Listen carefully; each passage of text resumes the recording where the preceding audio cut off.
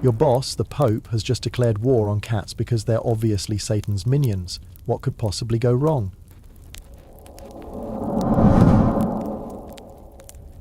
You accepted the position as Pope Gregory IX's closest confidant in the year of our Lord 1233, thinking the biggest challenge would be managing his tendency to excommunicate people for sneezing during Mass. You were wrong. So very, very wrong. Picture yourself sitting in the papal chambers, morning light filtering through stained glass, when His Holiness suddenly slams his fist on the marble table and declares, "The cats must go. Not heretics, not invading armies. Cats. Small, fluffy, generally harmless cats." "Your Holiness," you venture carefully, because you've learned to tread lightly around men who can damn your soul with a sneeze, perhaps you could elaborate on this feline concern. Gregory's eyes gleam with the fervour of a man who's just discovered fire. "Brother," he says, leaning forward conspiratorially, "I have it on divine authority that cats, particularly the black ones, are agents of Satan himself." You blink. Twice. Because surely, the Vicar of Christ on earth isn't about to declare holy war on creatures that spend most of their time napping and occasionally catching mice. But there he is, already reaching for his quill to draft what will become the most ridiculous papal bull in church history. Vox in Rama. Think about it, Gregory continues, apparently mistaking your stunned silence for rapt attention. They move silently in the night. Their eyes glow like hellfire. They're independent, refusing to bow to human authority. Clearly demonic. You want to point out that by this logic, you should also be suspicious of owls, fireflies, and teenage monks. But Gregory is already scribbling furiously. The document he's crafting will effectively give church authorities permission to hunt down cats as instruments of the devil, because obviously when faced with political upheaval, economic instability, and actual human suffering, the logical response is to blame the neighbourhood pets. Within weeks, Vox in Rama spreads across Europe faster than gossip in a monastery. The faithful, always eager for someone to blame for their troubles, embrace this new crusade with enthusiasm that would be impressive if it weren't so utterly insane. Cats are rounded up like common criminals. Black cats, in particular, are treated with the kind of suspicion usually reserved for tax collectors. "Your Holiness," you try again during one of your evening prayers, "perhaps we should consider the practical implications of removing all the cats from—" "Nonsense," Gregory interrupts, looking positively radiant with self-righteousness.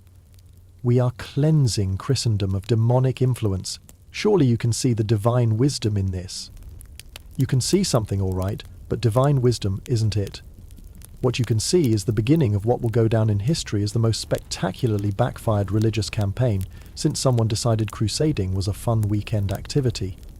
The execution of Gregory's feline genocide begins with all the ceremony and solemnity the church can muster.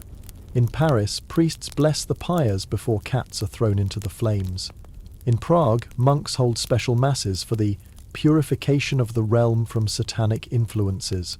In London, the faithful gather to watch as black cats are hurled from cathedral towers, because apparently nothing says holy like animal defenestration. You watch all this unfold from your privileged position as papal confidant, and you're starting to develop what can only be described as a permanent facial twitch. When you gently suggest to Gregory that perhaps the cats serve some practical purpose, like, say, controlling vermin, he waves you off with the casual dismissal of a man who's never had to deal with a single mouse in his ivory tower. "God will provide," Gregory declares with the confidence of someone who's never had to explain to a baker why there are rat droppings in the communion wafers. And provide God does, just not in the way anyone expects. As the cat population plummets across Europe, something else begins to rise. Something small, squeaky, and possessed of an appetite that would make a papal feast look modest. The rats are coming, and they're hungry. But that's a problem for tomorrow, Gregory seems to think. Today, there are still cats to burn, drown, and blame, for everything from poor harvests to someone's unfortunate case of hemorrhoids. The Church's war machine, previously focused on actual human enemies, has found a new target that can't fight back, can't argue its case, and certainly can't excommunicate anyone in return. You begin to suspect that your boss might not be the sharpest quill in the scriptorium. This suspicion will only grow stronger as the months pass, and the full consequences of his brilliant theological insight begin to manifest in ways that would be hilarious if they weren't so catastrophically stupid. As you retire to your chambers that first night after Vox and Rama is issued, you hear something that will haunt your dreams. The sound of cats crying out in the darkness, mixed with the satisfied squeaking of rats who seem to understand that their greatest enemy has just been eliminated by the very humans they've been troubling for centuries. You pull your blanket over your head and wonder if it's too late to request a transfer to a nice, quiet monastery somewhere far away from papal pronouncements, somewhere they still appreciate a good mouser, somewhere they understand that sometimes the cure is worse than the disease. But you're stuck here, witness to what you're beginning to realize will be one of history's most spectacular examples of unintended consequences. And Gregory sleeps peacefully, convinced he's struck a mighty blow against the forces of darkness. If only he knew what darkness was really coming. You wake the next morning hoping that perhaps Gregory's war on cats was just a peculiar dream brought on by too much monastery wine. No such luck. Instead, you find His Holiness in the papal gardens, earnestly discussing with the chief inquisitor the theological implications of feline behavior patterns. Consider their aloofness, Gregory is saying, gesturing dramatically at a passing tabby cat that has the misfortune of being within earshot. No properly Christian creature would display such independence from human authority. You watch the chief inquisitor, a man who once interrogated a heretic for 3 days about the proper way to cross oneself, nods sagely as if this makes perfect sense. Indeed, Your Holiness. And what of their nocturnal activities? Surely no creature of God would choose darkness over light. Precisely, Gregory exclaims, apparently forgetting that owls, bats, and night shift monastery guards all seem to manage their nocturnal activities without serving Satan. You clear your throat. Your Holiness, if I may, shouldn't we focus our inquisitorial efforts on perhaps actual heretics? There's that situation with the Cathars. The Cathars can wait, Gregory waves dismissively. This feline threat requires immediate attention. I want formal investigations launched. If these creatures are truly servants of the devil, we need documented evidence. And so begins what history will remember as the most absurd chapter in the already quite absurd annals of the Papal Inquisition. You watch in mounting horror and fascination as trained inquisitors, men who've dedicated their lives to rooting out complex theological heresies, turn their considerable skills toward interrogating house cats. The first formal trial takes place in a small French village where a black cat has been accused of the following crimes: meowing at inappropriate hours, showing insufficient respect for the local priest, and, most damning of all, refusing to attend Mass. You attend this trial as Gregory's representative, partly out of duty and partly because you simply have to see how this plays out. "Bring forth the accused," intones the inquisitor, with all the gravity usually reserved for convicted murderers. A small black cat is carried in, looking about as confused as you feel. The poor creature has no idea that it's about to become the defendant in what might be the most ridiculous court proceeding in human history. You stand accused, the inquisitor continues, addressing the cat directly, of consorting with demons, practicing witchcraft, and general conduct unbefitting a Christian creature. The cat yawns. The inquisitor takes this as a sign of demonic defiance and makes a note. You resist the urge to bang your head against the nearest stone wall. The evidence presented is breathtaking in its stupidity. Witness after witness testifies about the cat's suspicious behaviour. Old Martha swears the cat gave her a judgmental look when she forgot to say grace. Young Pierre insists the cat vanished into thin air, though he admits he was rather drunk at the time. The village baker claims the cat deliberately knocked over his bread, clearly an act of satanic sabotage. "And what say you to these charges?"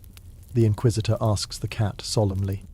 The cat, being a cat, says nothing. This silence is immediately interpreted as an admission of guilt.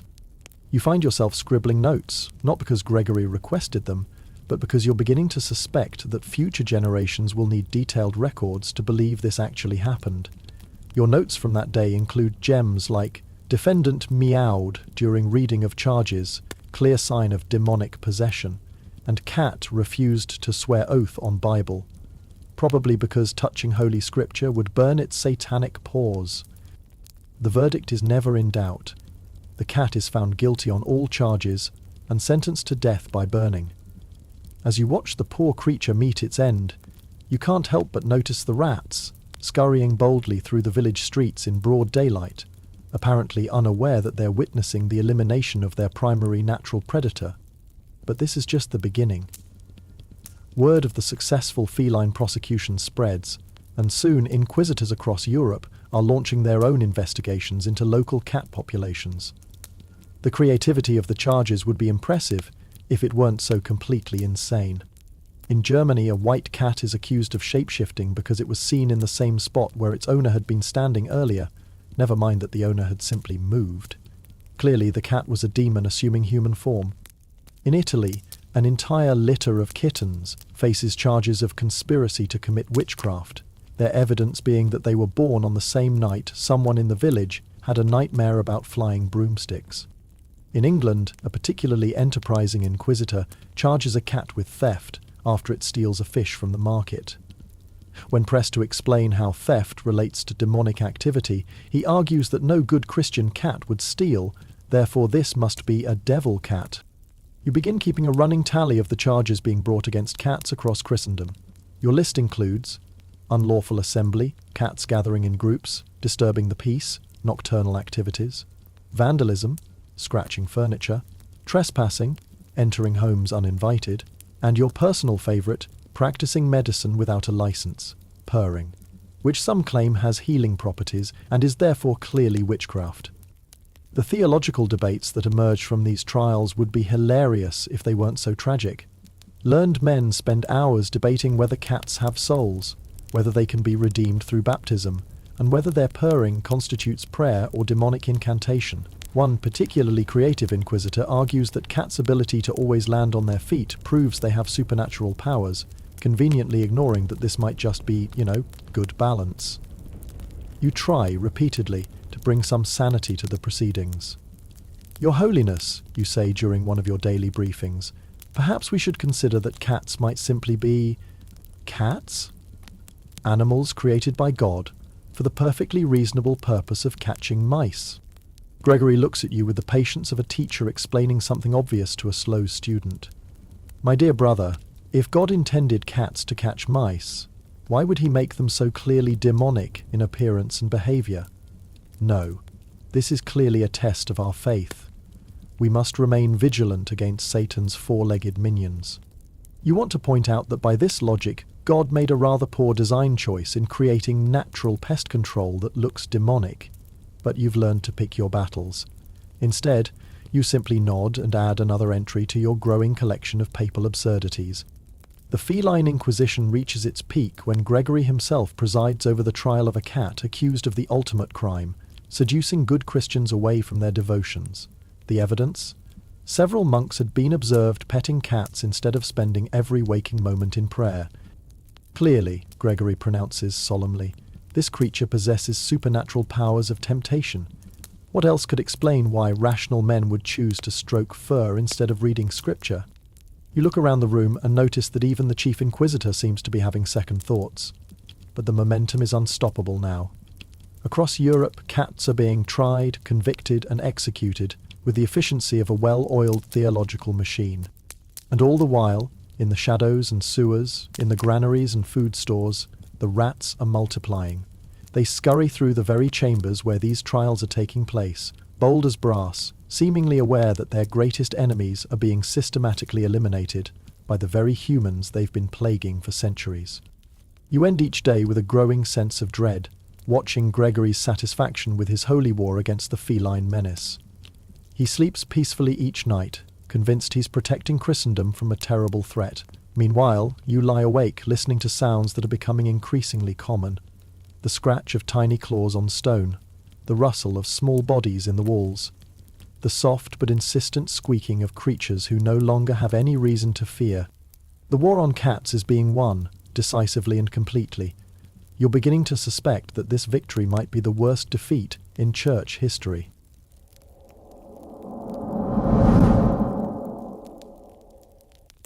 You've been keeping a mental count, and by your estimation, It's been roughly 6 months since Gregory declared war on cats. The results, you must admit, have been remarkably effective. The cat population across Europe has plummeted with impressive efficiency. Gregory couldn't be more pleased with himself if he'd personally defeated the Mongol horde. What's less impressive is everything else that's happening. You're conducting your morning inspection of the papal kitchens when you notice the first unmistakable signs of what future historians will probably call unintended consequences.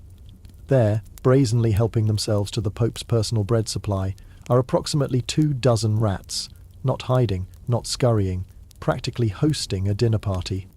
"Brother Francis," you call to the head cook, "are you aware that we have visitors?"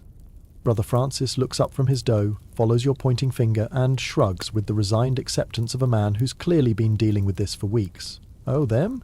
"Yes, they've taken up residence. We've tried everything. Traps, prayers, even blessed the flour storage. Nothing works." "Have you considered," you suggest carefully, "getting a cat?" The silence that follows is so profound you can hear the rats chewing. "You know we can't do that," Brother Francis whispers, glancing around as if Gregory himself might materialize to witness this heretical suggestion. His Holiness has been very clear about the feline menace. You watch one particularly bold rat carry off an entire dinner roll, and you begin to understand that you're witnessing the opening act of what will become an epic tragedy. The rats aren't just in the papal kitchens. They're everywhere. And why wouldn't they be? Their primary natural predator has been systematically eliminated in the name of spiritual purity. Your daily reports to Gregory have started including increasingly creative euphemisms for the rat problem. You've described them as small pilgrims seeking sustenance, uninvited guests, and evidence of God's abundant creation. Gregory remains blissfully oblivious, too caught up in his successful holy war to notice that his own palace is being overrun by the very creatures cats were designed to control. The situation in Rome is merely a preview of what's happening across Europe. Your network of church correspondents begins sending reports that read like dispatches from a war zone, if the enemy were tiny, squeaky, and reproduced at the rate of papal indulgences. From Paris, the cathedral granary has been completely compromised. The rats have organized themselves into what can only be described as a supply chain operation. They've established clear hierarchies and seem to be operating with military precision. From London, the Abbey's food stores have been declared a total loss. Brother Benedict attempted to pray the rats away, but was forced to retreat when they began climbing his robes. He's now convinced they understand Latin. From Prague, the rats have grown so bold they interrupt Mass. Yesterday, one actually ran across the altar during consecration. The congregation took this as either a very bad omen or possibly divine comedy. You begin to suspect that God might have a sense of humour after all. The most disturbing reports come from the rural areas, where Gregory's cat purge has been most thorough.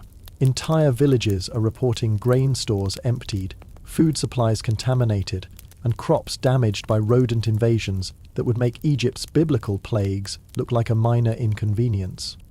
Your Holiness, you tried during one of your evening meetings, we're receiving concerning reports about agricultural challenges in areas where our feline elimination efforts have been most successful.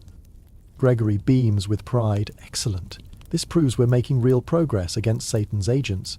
No doubt the devil is striking back in frustration as his four-legged army is defeated. You want to explain that the devil's revenge seems to involve very small soldiers with whiskers and an insatiable appetite for grain, but Gregory is already moving on to discuss plans for expanding the anti-cat campaign to areas that still have functioning food storage. The irony would be delicious if it weren't so catastrophic. Churches that proudly display the corpses of executed cats outside their doors are simultaneously struggling to keep their own food supplies secure. Monasteries that held triumphant cat-burning festivals are now holding emergency prayer sessions to address their mysterious vermin problems. You attend one such prayer session at a monastery outside Rome, partly for reconnaissance and partly because you need to see this firsthand. The abbot leads his brothers in solemn supplication for divine intervention against the plague of small demons that has infested their grain stores. "O Lord," the abbot intones, while rats literally run between the kneeling monks, "we beseech thee to protect us from these creatures of darkness that torment our community." You watch a rat climb onto the altar and begin nibbling the communion wafers, and you have to bite your tongue to keep from pointing out the obvious solution. These men burnt their cats 3 months ago in a ceremony they called the purification of God's house. Now they're praying for protection from the very problem those cats would have solved. The disconnect between cause and effect is so profound it borders on the supernatural. You're witnessing an entire civilization systematically eliminate the solution to a problem and then act surprised when the problem gets worse. But the rats aren't just multiplying, they're evolving. Reports suggest they're becoming bolder, larger and more organized. In some cities, they're seen moving in formations that military tacticians would admire. They've learnt to avoid the few remaining traps and seem to have developed an almost supernatural ability to locate food stores. You begin to wonder if Gregory might have been right about supernatural forces at work, just not the ones he thought. Your private correspondence with church officials across Europe reads like updates from a slow Domitian apocalypse. The rats aren't just eating food, they're destroying everything. They chew through religious manuscripts, nest in altars and leave their droppings on sacred relics. Some churches report that their holy water has been contaminated by rodent presence. The most alarming development comes from your informant in France, who reports that rats have been observed in groups so large they're affecting local commerce. Merchants are abandoning certain trade routes because their goods are being systematically destroyed by coordinated rodent attacks. The grain merchants, he writes, have started referring to certain roads as rat highways. They estimate their losses in the thousands. Some are calling it divine punishment, though they're unclear what sin they're being punished for. You could tell them, but you doubt they'd believe you.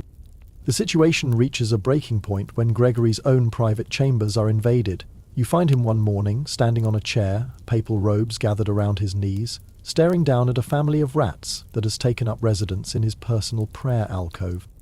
"They're mocking me," Gregory says with the outraged dignity of a man who's just realized his holy war might have been counterproductive. "Look at them. They show no fear, no respect for papal authority."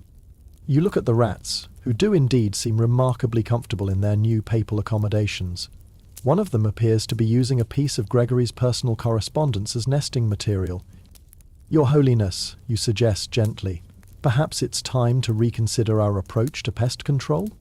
Gregory's eyes flash with the stubborn pride of a man who's invested too much in a bad decision to admit error. "Absolutely not. This is clearly Satan's final desperate assault. We must pray harder, fast longer, and remain vigilant against backsliding into feline heresy." And so Gregory doubles down on failure with the enthusiasm of a gambler who's convinced the next hand will win everything back. More cats are hunted, more trials are held, more pyres are lit, all while the rats inherit the earth one breadcrumb at a time. You end each day documenting the expanding catastrophe, filing reports that read like the preliminary notes for a comedy that's too absurd to be fiction. Europe is being conquered by an army of vermin, and the man with the power to stop it is convinced that the conquest is actually victory. You're beginning to understand that you're not just witnessing bad policy, you're watching the prelude to genuine disaster. And somewhere in the growing, squeaking chorus that echoes through every church, monastery and palace across Christendom, you can hear the sound of something much worse approaching. The rats are just the opening act. The real catastrophe is still coming.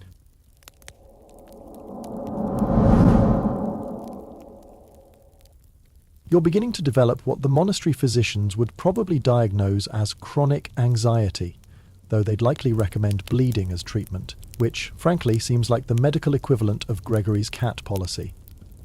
It's been 2 years since the papal declaration against felines, and you're starting to notice things that make your confidence instincts scream warnings that everyone else seems determined to ignore. The rats, for instance, aren't just numerous anymore.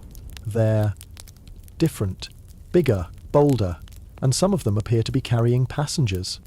You first notice this during your morning inspection of the papal archives, a duty you've assigned yourself partly out of diligence and partly because it gets you away from Gregory's increasingly creative explanations for why his cat war is going so brilliantly. There, sitting on a stack of illuminated manuscripts like they own the place, are several rats that seem to be frantically. You move closer, squinting in the dim light, and see tiny dark specks jumping around on their fur. fleas. The rats have fleas. Which, you suppose, is natural enough. Except these fleas seem particularly active, jumping from rat to rat with the enthusiasm of pilgrims visiting holy sites. Interesting, you mutter, making a note. You've developed a habit of talking to yourself, since talking to Gregory about practical concerns has proven about as effective as explaining theology to the rats. The flea situation becomes impossible to ignore when Brother Thomas, the papal librarian, develops what he delicately refers to as skin irritations. You find him one morning practically dancing in place, scratching with both hands, while trying to catalogue manuscripts.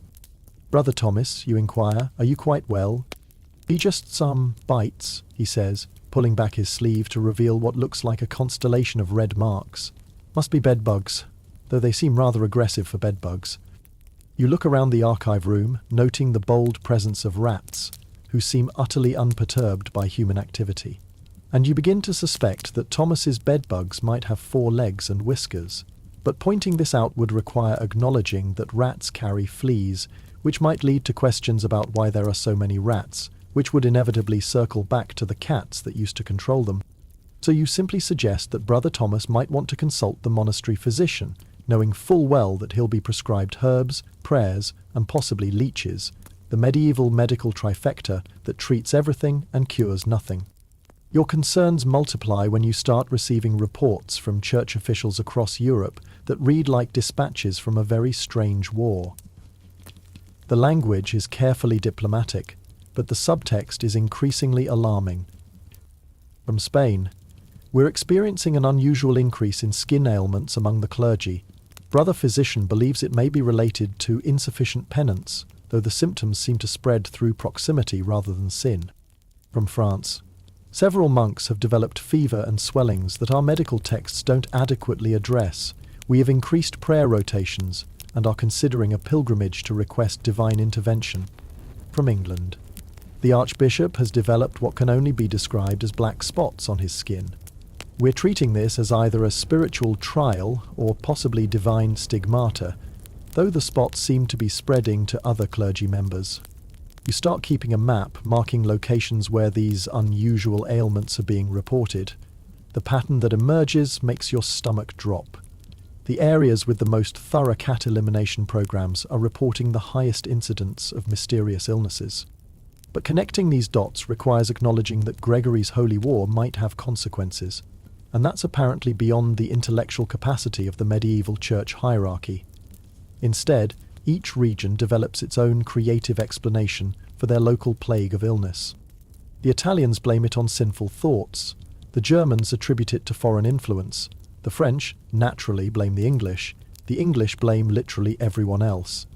Nobody blames the obvious culprits, the rats carrying fleas, carrying something that's making people very, very sick. You attempt, one more time, to bring this to Gregory's attention during your weekly private audience. "Your Holiness," you begin carefully, "I'm noticing correlations between our successful cat elimination campaigns and certain health challenges in those same regions." Gregory nods sagely. "Of course. As we root out Satan's feline agents, the devil strikes back through other means. This is exactly what we should expect from a desperate enemy." "Yes, but what if—" "Are you suggesting—" Gregory interrupts, his voice taking on the dangerous tone you've learned to recognize. "That our holy mission against demonic cats is somehow causing these trials?" That would be suggesting God's work creates evil consequences. You recognize this theological trap and sidestep carefully. "Not at all, Your Holiness. I merely wondered if we might diversify our approach to pest control while maintaining our vigilance against feline demons." "Absolutely not," Gregory declares with the fervour of a man who's convinced his failures are actually victories. "We must stay the course. Satan is testing our resolve." And so Europe continues its march toward disaster with the determination of an army marching confidently over a cliff. The rats multiply, the fleas spread, and the mysterious illnesses follow trade routes with the precision of a military campaign. You begin to notice other troubling developments. The symptoms aren't random. They follow patterns. Fever, then swelling, then those black spots that brother physicians are interpreting as everything from divine marks to demonic curses. The afflicted often die within days, their deaths attributed to everything except the most obvious cause. In some regions, entire monasteries are affected. Monks who weeks ago were triumphantly burning cats now lie fevered and spotted, attended by physicians who prescribe increasingly desperate treatments. You hear reports of mass bloodletting sessions, group fasting, and communal prayer vigils that only seem to spread the symptoms faster. The irony reaches its peak when you receive a report from a French monastery that held one of the most enthusiastic cat-burning festivals. They are now requesting emergency supplies because half their brotherhood is too ill to maintain basic monastery functions. Their letter includes a postscript asking if the church has any guidance for dealing with an unusually aggressive rat problem. You want to write back suggesting they try getting a cat, but you value your position as papal confidant more than your sense of humour. The most disturbing development comes when you start noticing the symptoms closer to home. Several Vatican staff members develop the telltale fevers and swellings.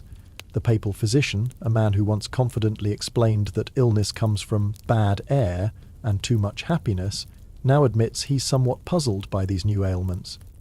It's quite unprecedented, he tells you during one of your conversations. The symptoms spread rapidly, seem to follow trade routes, and are most common in areas with significant rodent populations. You wait for him to connect the obvious dots, but this is apparently a bridge too far for medieval medical thinking. Have you considered, you suggest delicately, that the rodents themselves might be involved? The physician looks at you with the polite confusion of someone who's just been asked to explain physics to a chicken. Involved how? They're just animals. Small, unclean animals, but hardly capable of causing human illness. What if they carry something? Carry what? Sin? Bad air? Moral corruption? He chuckles at your apparent ignorance. My dear brother, illness comes from imbalanced humours and divine displeasure, not from small mammals. And there you have it, the medieval worldview in all its magnificent wrongness. Disease comes from God, or bad air, or insufficient prayer, anything except the blindingly obvious possibility that killing all the cats might have ecological consequences.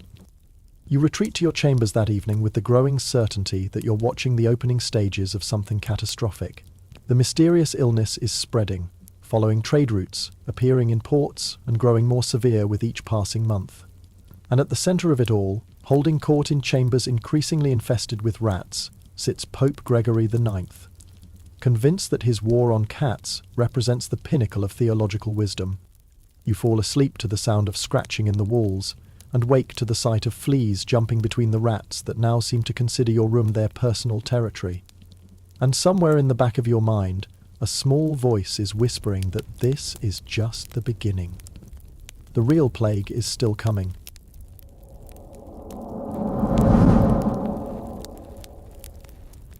You've been keeping a calendar, marking the passage of days with the methodical precision of someone who suspects he might be documenting the end of the world. It's 1347, 14 years since Gregory IX declared war on cats, and you're beginning to think that Satan himself couldn't have designed a more perfect revenge. The mysterious ailments aren't mysterious anymore. They have a name now. People are calling it the Black Death, and it's spreading across Europe with the efficiency of papal bureaucracy and the lethality of, divine wrath. The symptoms you've been tracking for years have evolved into something that makes biblical plagues look like minor inconveniences. You're reviewing the latest reports in your chambers when Gregory bursts in with news that he seems to consider wonderfully exciting. "Brother!" he exclaims, waving a scroll with the enthusiasm of someone who's just received word of a military victory. Word from Genoa. Ships have arrived from the east carrying the most remarkable accounts of divine judgment. You take the scroll with the weary resignation of someone who's learned to expect the worst possible interpretation of any situation. The report describes ships arriving, in port, with crews that are mostly dead, covered in black boils, with the few survivors raving about a curse that followed them across the Mediterranean. Remarkable indeed, Your Holiness. And what do you make of this divine judgment? Gregory's eyes shine with theological fervour. Clearly, God is demonstrating the righteousness of our campaign against Satan's feline agents. As we've purged Europe of demonic cats, the Lord is purging the East of human corruption. You stare at him, wondering if it's possible for someone to be this spectacularly wrong about cause and effect. The ships from Genoa are carrying more than tales of divine judgment. They're carrying rats. Lots of rats. Rats that have somehow survived a sea voyage that killed most of the human crew. Rats that are now scurrying off those ships and into European ports with the efficiency of an invading army. Your Holiness, you try carefully. Have you considered that these ships might be carrying more than just stories? Of course, they carry proof of God's favour toward our righteous mission. Gregory beams with the confidence of someone who's convinced that correlation equals causation, even when he's got the correlation backwards. Within weeks, the reports start flooding in from every major port city. Venice, Marseille, London, Hamburg. Everywhere ships arrive, the Black Death follows with mathematical precision. And everywhere the Black Death spreads, you notice the same pattern. Massive rat populations, heavy flea infestations, and death rates that make battlefield casualties look modest. You begin compiling what might be the most depressing statistical analysis in church history. Cities with the most thorough cat elimination programs are experiencing the highest death rates. Rural areas that still have some feline survivors are faring better. The correlation is so obvious that a blind monk could spot it, but somehow the church hierarchy remains convinced that this is all part of God's mysterious plan. The reports from infected cities read like dispatches from the apocalypse. In Florence, bodies are stacked like cordwood because there aren't enough living people to bury the dead. In London, entire neighbourhoods have been abandoned to the rats and the plague. In Paris, the cathedral bells toll constantly for the dead until there's no one left to ring them. And through it all, in every report, you see the same detail mentioned almost casually, the incredible boldness of the rat populations. They're everywhere now, utterly unafraid of humans, scavenging through the bodies, spreading the fleas that carry the disease from corpse to survivor to new corpse. Your Holiness, you try again during one of your increasingly desperate briefings, I think we need to consider the possibility that our cat policy might need revision? Gregory looks at you with the patient expression of someone explaining something simple to a child. Brother, you're allowing Satan to cloud your thinking. Don't you see? As we eliminated his feline servants, he was forced to resort to more dramatic measures. This plague is proof that we were winning the war against demonic influence by the rats. Are God's instruments of judgment against the wicked, Gregory interrupts triumphantly. The same divine force that gave us victory over Satan's cats now employs humble rodents to punish the sinful. You want to point out that the humble rodents seem to be punishing the faithful and the sinful with equal enthusiasm, but Gregory is already moving on to plans for expanding the anti-cat campaign to regions that haven't yet experienced the full benefits of feline elimination. The Black Death spreads with the relentless efficiency of an army that knows the terrain. It follows trade routes, strikes ports first, and moves inland along roads and rivers. And everywhere it goes, the same story unfolds.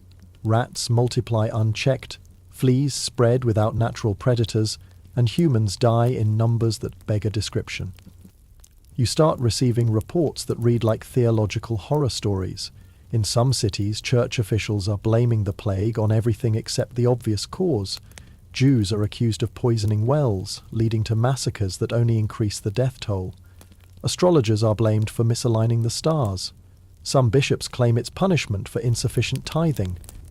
One particularly creative cardinal suggests that the plague is caused by people wearing the wrong colours on feast days. Another proposes that it's divine retribution for the popularity of secular music. A French abbot writes to you claiming he's discovered that the plague only affects people who've eaten meat on Fridays, conveniently ignoring that his entire vegetarian monastery is also dying. The most absurd explanation comes from a German bishop who insists the plague is caused by excessive bathing, which he claims weakens people's spiritual resistance to demonic influence. His solution is to ban washing entirely, a policy that works about as well as you'd expect when fighting a disease spread by fleas. But nowhere in any official church document does anyone suggest that perhaps, just perhaps, eliminating every cat in Europe might have had ecological consequences. You watch Gregory receive these reports with the serene confidence of someone who's convinced that reality is wrong and he's right. When entire monasteries are wiped out, he attributes it to insufficient faith. When plague spreads through regions that enthusiastically supported the cat purge, he calls it divine testing. When cities that kept a few cats hidden away fare better than those that eliminated them completely, he doesn't notice the pattern at all. The situation reaches peak absurdity when you receive a desperate plea from the monastery of St. Bede in England. Their letter is stained with what you hope is ink but suspect might be blood, and it tells a story that would be hilarious if it weren't so tragic. We write in great distress. The letter begins, "As our community faces divine trial through pestilence. We have lost 2/3 of our brotherhood to the fever and boils. Our food stores are completely overrun by rats, who seem to mock our prayers and multiply despite our best efforts at spiritual warfare. In desperation, we acquired a small cat from a travelling merchant, thinking perhaps to address our rodent problem through natural means. This cat has proven remarkably effective against the rats, and we've noticed fewer cases of the pestilence since its arrival. We write to request dispensation for keeping this creature, as we understand it violates papal decree, but we fear for our survival without it." You present this letter to Gregory during your morning briefing, watching his face carefully for any sign that he might connect the dots between cat presence, rat absence, and reduced plague incidents. "Scandalous," Gregory declares, missing the point so completely you wonder if he's doing it deliberately. "They've allowed a demonic creature into their holy sanctuary. No wonder they're experiencing divine punishment. Send word immediately that they must dispose of this satanic cat and increase their prayers tenfold." "Your Holiness," you venture, "what if the cat is actually helping?" "Helping Satan?" Gregory interrupts. "Don't you see the devil's cunning? He sends pestilence to weaken their faith, then offers a false solution through his feline agents. We must not allow ourselves to be deceived by apparent benefits from demonic sources." You watch Gregory draft a response commanding the monastery to kill their cat immediately and trust in prayer alone for salvation. You know, with grim certainty, that St. Bede's monastery will be extinct within months. The cat will be destroyed, the rats will return, and the plague will finish what Gregory's theology started. The reports from across Europe paint an increasingly apocalyptic picture. The University of Paris has suspended classes because there aren't enough living scholars to maintain them. The port of Genoa, where this nightmare began, is operating with a skeleton crew, quite literally. Venice has started using gondolas as floating hearses because they've run out of land for cemeteries. In London, Parliament has been suspended indefinitely because too many members are dead. The French court has relocated 3 times, fleeing from city to city as the plague follows them like a bloodhound. The Holy Roman Emperor has taken to travelling exclusively by horse, avoiding cities entirely. And through it all, the rats reign supreme. They scurry through the abandoned streets of ghost towns, feast in the granaries of dead cities, and breed in the ruins of civilization. Some reports suggest they've grown larger and more aggressive, as if 14 years without natural predators has allowed them to evolve into apex scavengers. You begin to understand that you're witnessing something unprecedented in human history, a self-inflicted ecological catastrophe that's wiping out a significant portion of European civilization. And at the center of it all sits Gregory IX, convinced that this devastation proves the righteousness of his cause. The irony reaches its peak when Gregory himself falls ill. You find him one morning in his chambers, fevered and beginning to show the telltale swellings that mark plague victims. Around his bed, rats scurry with complete impunity, some of them bold enough to climb onto his coverlet. "Your Holiness," you say, swatting at a particularly brazen rat. "How are you feeling?" "Blessed," Gregory whispers weakly. "God is calling me to join the martyrs who've died in our holy war against the feline menace. I die knowing that we've struck a mighty blow against Satan's forces." You look around his chamber, noting the rat droppings on his prayer books, the gnawed manuscripts, the fleas jumping freely from rodent to bedding to papal person. The irony is so complete it feels almost artistic. "Your Holiness, you try one last time. What if we were wrong about the cats?" Gregory's eyes flash with what remains of his old fire. "Never," he gasps. Even if it appears that our victory has brought trials, we must trust in divine wisdom. And with those words, Pope Gregory IX, architect of the most spectacularly counterproductive holy war in church history, passes into whatever judgment awaits those who declare war on house pets and accidentally destroy civilization. You stand in his rat-infested chamber, surrounded by the squeaking inheritors of Europe, and realize that you've just witnessed the conclusion of perhaps the most ironic death in papal history. The man who declared cats to be agents of Satan has been killed by the very plague his policy unleashed, in a room overrun by the creatures cats would have controlled. The Black Death continues its rampage across Europe, killing millions more before it finally burns itself out. Cities empty, monasteries fall silent, and entire bloodlines disappear. By the time it's over, some estimates suggest that 1/3 of Europe's population has died. And somewhere in the ruins of civilization, the few surviving cats emerge from hiding, blinking in the sunlight of a world that has learned, too late, the value of pest control.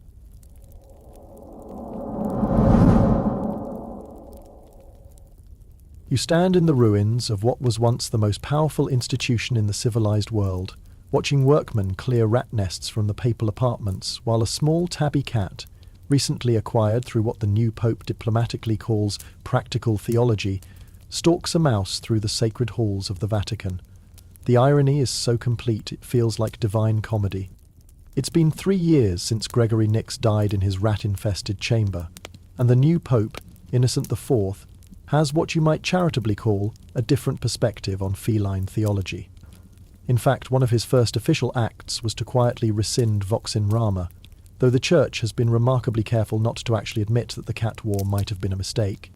"Brother," Innocent IV says during your first official meeting as his retained confidant, "I've been reviewing the policies of my predecessor. Some of them seem to have had unexpected consequences." You marvel at this masterpiece of papal understatement. Unexpected consequences is certainly one way to describe the near departure of European civilization. "Your Holiness," you reply carefully, "I believe a policy review might be prudent." And so begins what church historians will probably remember as the Great Theological Pivot, though they'll never call it that officially. Suddenly, cats aren't demonic agents anymore. They're God's natural pest control, evidence of divine wisdom in creation, and humble servants in the fight against corruption. You watch this transformation with the fascination of someone witnessing institutional memory being rewritten in real time. Bishops who once enthusiastically burned cats now pen elaborate treatises on the theological significance of purring. Cardinals who preached about feline evil now compose prayers of gratitude for God's whiskered guardians. Your personal favourite is a document from the Bishop of Paris, explaining that cats were never actually evil. It was just that Satan had been using demonic imposters that looked like cats but weren't real cats. The solution, apparently, is to encourage real cats while remaining vigilant against fake demonic cats, which you can identify by their, well, he never quite explains how to tell the difference. The speed with which Europe embraces its feline rehabilitation is almost as impressive as the original Purge. Cities compete to import cats from regions that were less thorough in their elimination efforts. Monasteries advertise their rat-free status by prominently displaying their cats. Some nobles begin keeping multiple cats as status symbols, presumably to demonstrate how thoroughly they've abandoned the previous pope's theology. You receive reports of towns holding cat-blessing ceremonies, where priests formally welcome felines back to the community. One enthusiastic French village holds a festival of feline forgiveness, where citizens publicly apologize to cats for past persecution. A German monastery composes a hymn called Praise to the Purring Protectors that becomes surprisingly popular across the region. The ecclesiastical revisionism reaches its peak when Cardinal Bernardino writes an official theological treatise arguing that Gregory IX's cat policy was actually a clever test designed to teach humanity about the importance of ecological balance. According to this creative interpretation, the whole plague was God's way of demonstrating why we need cats. It's remarkable, you mentioned to Innocent IV during one of your briefings, how quickly everyone has discovered the theological virtues of pest control. Innocent IV has the grace to look slightly embarrassed. Sometimes, he admits, divine wisdom reveals itself through instructive failures.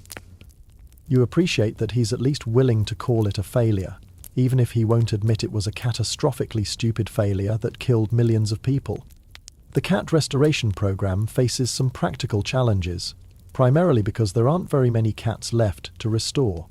14 years of systematic elimination has reduced the European cat population to small, hidden enclaves that survived either through geographic isolation or the protection of people who quietly ignored papal decrees. These surviving cats become the foundation for what amounts to a continental restocking program. Monasteries send expeditions to remote areas searching for breeding populations. Merchants begin importing cats from regions outside the reach of Gregory's purge. Some entrepreneurial individuals start what might be history's first commercial cat breeding operations. The rats, meanwhile, seem somewhat confused by this turn of events. After more than a decade of undisputed dominance, they suddenly find themselves facing natural predators again. Some populations adapt quickly, becoming more cautious and nocturnal. Others, apparently growing complacent during their reign of terror, fall victim to cats who've retained their hunting instincts despite years of persecution. You begin receiving reports that sound like dispatches from an ecological restoration project. Grain stores that had been considered total losses are gradually secured. Food supplies that required armed guards against rodent raids become manageable again. Cities start removing the elaborate anti-rat fortifications that had become standard architecture during the plague years.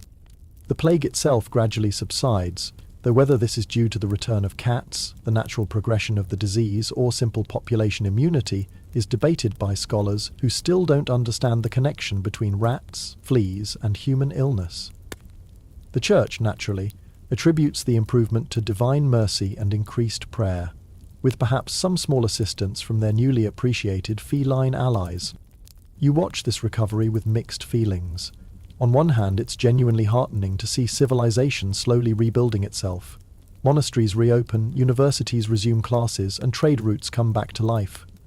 On the other hand, the speed with which everyone pretends the cat war never happened is almost as disturbing as the original policy.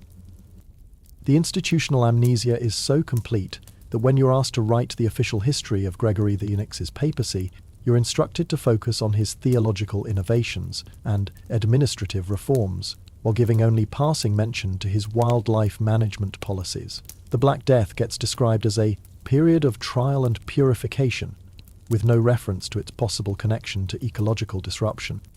You spend your final years as papal confidant, watching Europe slowly return to something resembling normalcy, though the scars remain visible for anyone who knows where to look.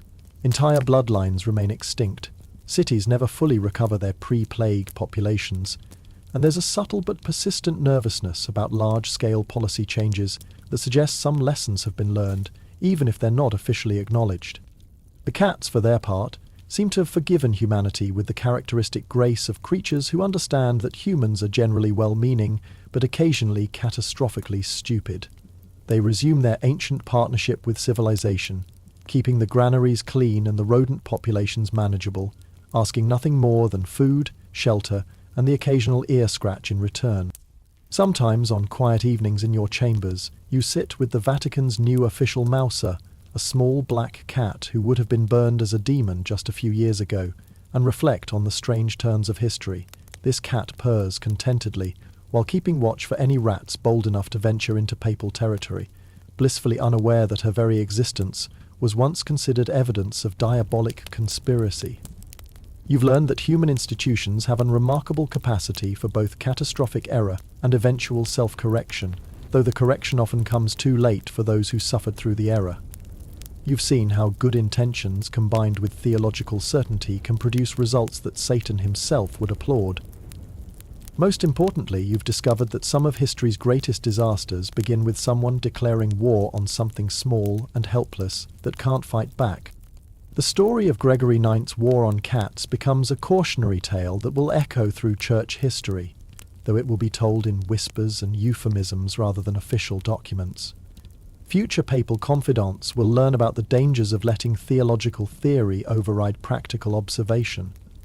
Seminary students will study the importance of understanding ecological relationships before making sweeping policy changes.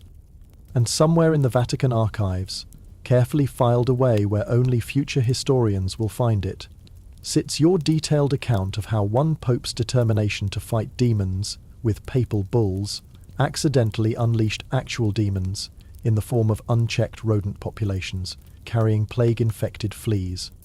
As you prepare for your final retirement from papal service, you take one last walk through the Vatican gardens, where Gregory IX once pointed at passing cats and declared them agents of evil. The gardens are peaceful now, with several cats lounging in the sunshine and keeping watch for any signs of rodent intrusion. The irony of their presence in the very spot where their persecution was planned seems too perfect to be accidental. Perhaps there is divine justice after all, though it has a sense of humour that's often too dark for human comfort. The cats have returned to reclaim their ancient role as humanity's small, purring guardians against the genuine forces of chaos that scurry in the darkness and multiply in the shadows. And with that thought, you bid farewell to this absurd tale of holy wars and unintended consequences, of papal bulls and actual bulls in the theological china shop of medieval Europe. May your dreams be free of squeaking sounds, and your sleep untroubled by the scratching of tiny claws in the walls. Sleep well, and if you hear a gentle purr in the darkness, remember to be grateful.